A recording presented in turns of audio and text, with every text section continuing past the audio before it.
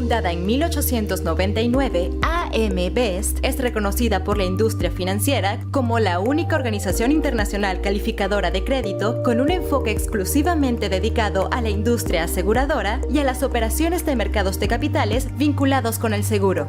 Las calificaciones crediticias de Best son un punto de referencia que ayuda a la industria financiera y a los consumidores a evaluar la fortaleza financiera, la solvencia y la capacidad de una aseguradora para hacer frente a sus obligaciones. La transparencia metodológica, así como el proceso interactivo de calificación de crédito de Best, implica una profunda interacción entre la compañía calificada y nuestro equipo analítico, a fin de realizar un análisis exhaustivo de la fortaleza del balance, el desempeño operativo y el perfil de negocio. Como el proveedor líder mundial de calificaciones de solidez financiera para las aseguradoras, AM Best es también una fuente confiable de información y datos del mercado de seguros. Nuestros recursos analíticos, liderazgo de opinión y cobertura de noticias ayudan a las aseguradoras, a los corredores, a los consumidores y a la industria financiera a tomar decisiones comerciales más informadas.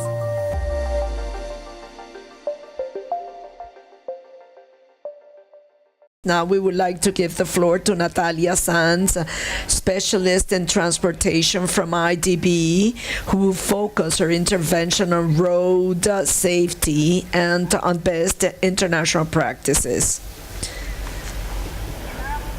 First and foremost, thank you for giving me this opportunity to be here. I want to thank Fasecola for this invitation. IDB's participation is quite an honor to us to be part of this panel. And the idea of my presentation is to be able to explain to you what is the bank doing with respect to road safety and what is the relationship this has with development, and that is what we promote in the region. Worldwide, per year, we have 1,300,000 people who die because of road accidents and more than 50 million injured because of these accidents. This is related to what the Vice Minister said, the severeness of this problem, because many of them are disabled for life. But the problem here is not the number. The thing is that 90% of these deaths and injuries take place in developed countries, and most of them are vulnerable users, pedestrians, bicycle and motorcycle riders, so that's an urban problem that affects those who have less income. Just to put this into perspective, between 1993 and 2013, 1,300,000 people died because of natural disasters. That means that in 20 years, the same amount of people that die every year because of road accidents. What happens in Latin America? And sadly enough, we are not doing better. The mortality rate because of traffic accidents is above the world average, and in many countries that have high levels compared to this media. For example, Dominican Republic has 29.3 deaths per 100,000 inhabitants. That's a lot considering the region's average. If we see the vehicle rate that Latin America has, this is going to worsen. The rate is low compared to the number of vehicles per inhabitants in Europe and in Asia. But what that indicates is that the amount of vehicles is going to increase, and also the motorcycle issue that is causing quite a problem. Okay, which is the other problem we have there? We did an estimate some years ago, and we see that many of these deaths is calculated between 1 and 4% of the GDPs of our economies, which means that all this could be saved and could be invested in development topics if we start working on this problem. This is quite interesting because it shows something that's real, and that is the risk perception versus real risk. What is the difference in the perception we have with respect to the possibility of dying because of one of these reasons distance versus the real risk of dying because of something like that. So here we realize that beyond the fact that as citizens we're more aware of how severe this problem is, we are perceiving that the probability of dying because of an airplane accident or a terrorist attack is much higher than because of road accidents. However, the real risk indicates that it's much higher when it comes to traffic accidents. This is at global level, not only at the LATAM level. This problem has a solution. We have analyzed different countries in order to see which are the strategies that could be put in place. Let's take a look at the case of Spain, where an analysis has been conducted as well as a strong interaction between the public, private, civil society sectors. Within the private sector, we have insurance companies working on it, and they started seeing how could this problem be solved.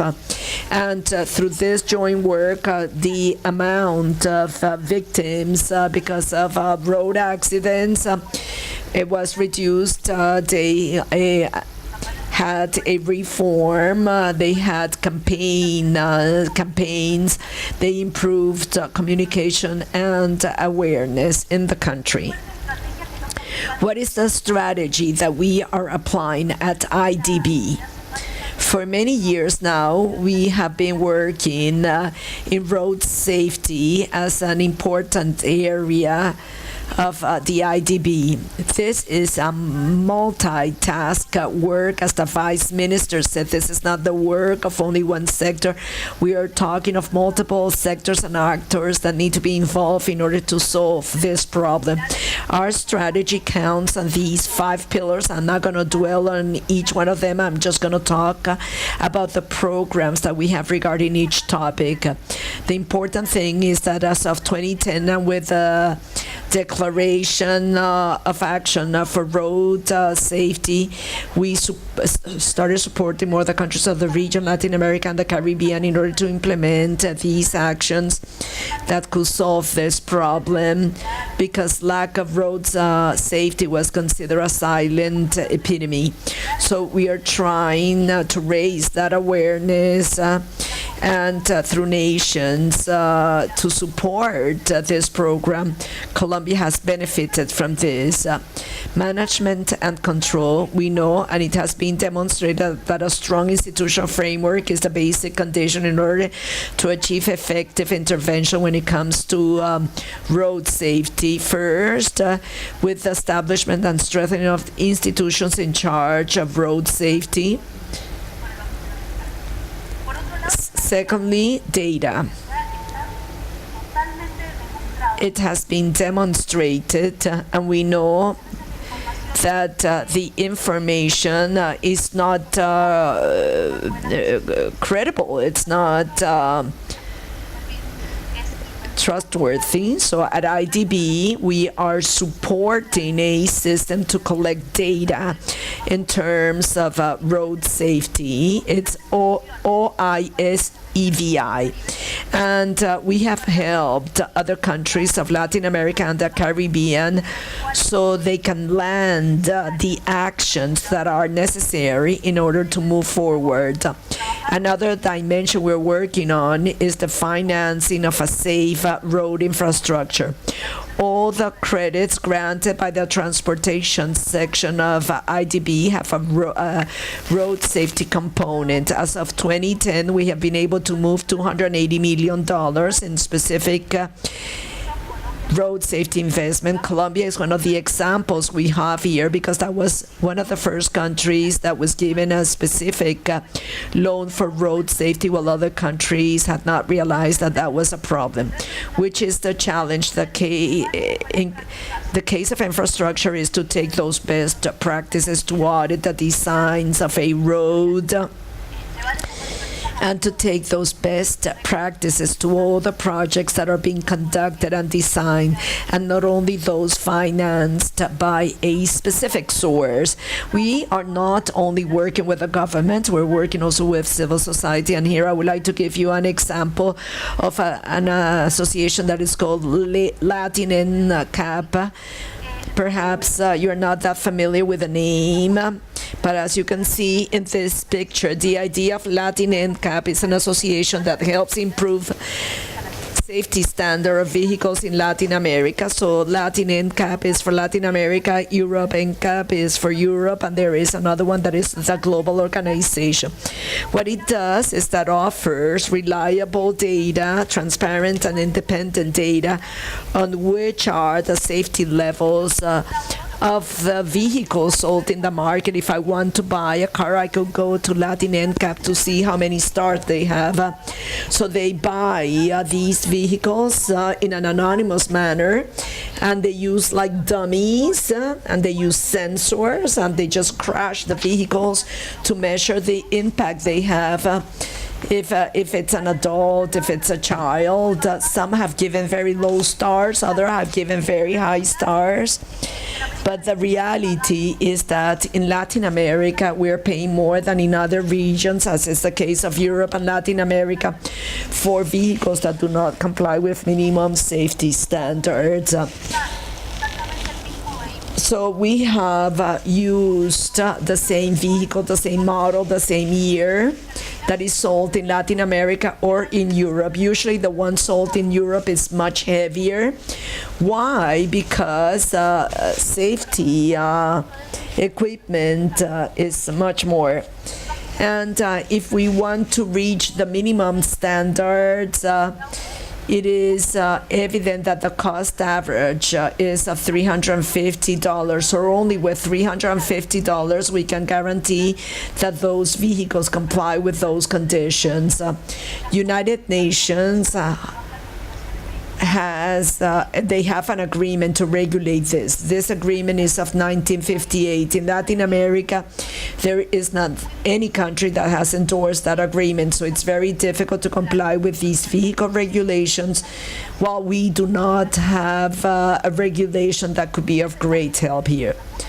This also has many advantages. There's some good news. What was achieved through Latin NCAP is that last year, not only through Latin NCAP, but through the pressure of civil society, we see that there was a manufacturer that stopped manufacturing one of its most sold products because it didn't comply with safety standards. It received 1 star.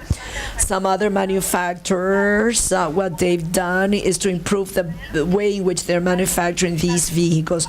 But actually what it means is that this is having an impact, which is a challenge to make sure that the countries of Latin America and the Caribbean could comply with this, could enforce this topic on vehicle regulation and on minimum conditions that a vehicle should meet. If the vehicle should not comply with these conditions, then its circulation should be banned. Which are the challenges? We have different challenges. The good thing, as I mentioned before, it is not a silent epidemic. All the actors, all of us here that are listening to this conference, and it's a pleasure to know that we are all starting analyzing this topic. Obviously, we still have many challenges ahead of us. It's somewhat outdated, but the idea is to show you the trend and what's really happening. Beyond what has been achieved, that we have been able to reduce accident rate in LATAM and the Caribbean, we are still far from achieving the goal of reducing deaths in 50% because of road accidents. As it was mentioned, it is still a problem, and not only at the level of mobility, but it is also a matter of public health. And obviously this is going to have an impact on states' accounts. What is IDB doing in order to move forward in this? Beyond the actions that were mentioned, we are engaging in other topics that have to do with this multi-sectoral approach. First, to protect vulnerable users. Vulnerable users, as mentioned by the Vice Minister in LATAM and the Caribbean, kids are the main cause of death between 5 and 14 years. That's in Latin America. Well, sadly enough, Colombia is not the exception to the rule. So now we are analyzing how can we support this, because we know that vulnerable users are the ones that can defend less. Since we're talking of children, many of the deaths take place around schools. So we are working with WRI to prepare kits or guidelines that will enable us to design the access to schools so they will be safer. This will enable us to reduce or at least mitigate these accidents. The other problem are human failures. We know that they are not the main cause of road accidents, but it's one of them. So we are seeing which programs could help reduce risk factors that affect human behavior. We are working with the World Health Organization to understand which is the real incidence of toxic substances as drugs and alcohol in those people that participate in road accidents, and if they have an effect on the severity of the lesions. And we're also working on workshops. We're working with the media. The media plays a very important role here, and we're also working with the government and with civil society. Well, it is here where you play a very important role. We are also working not only with the governments, not only with civil society, but also with the private sector. What we are doing is that we are conducting a study that is called To Move Safely with FIA, which is the Automobile International Federation. We're trying to see how can we achieve a participative, an interactive movement of insurance company as a preventive tool for road accidents. What does it mean? It means that insurances are one of the most effective tools in order to improve road safety.